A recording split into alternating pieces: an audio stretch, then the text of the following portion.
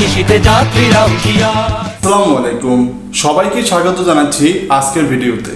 গত ভিডিওতে ডিফেন্স ভর্তি পরীক্ষায় সফল হওয়ার 3টি বিষয় উল্লেখ করেছিলাম।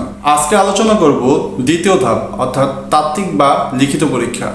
একজন প্রার্থীকে বাছাই করার সবচেয়ে গুরুত্বপূর্ণ ধাপ হচ্ছে তাত্ত্বিক বা লিখিত পরীক্ষা। সাধারণত প্রত্যেক বাহিনীতেই 5টি কমন বিষয়ের উপর লিখিত পরীক্ষা হয়ে থাকে: বাংলা, ইংরেজি, গণিত, সাধারণ জ্ঞান এবং আইকিউ টেস্ট।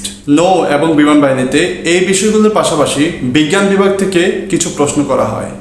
সহজ কিন্তু জ্ঞানমূলক বিভিন্ন প্রশ্ন ভর্তি পরীক্ষায় এই বিষয়গুলো থেকে আসে।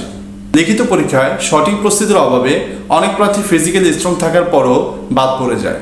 তাই ডিফেন্স গাইড একাডেমি তোমাদের জন্য লিখিত পরীক্ষার প্রস্তুতি এমনভাবে সাজিয়েছে যাতে একটা প্রস্তুতির মাধ্যমেই তোমরা সব বাহিনীতে অ্যাপ্লাই করতে পারো। নিজের সক্ষমতাকে আরও বৃদ্ধির জন্য এবং বাহিনীর ভর্তি পরীক্ষায় সফল হতে আজই যুক্ত হয়ে যাও ডিফেন্স গাইড একাডেমির সাথে।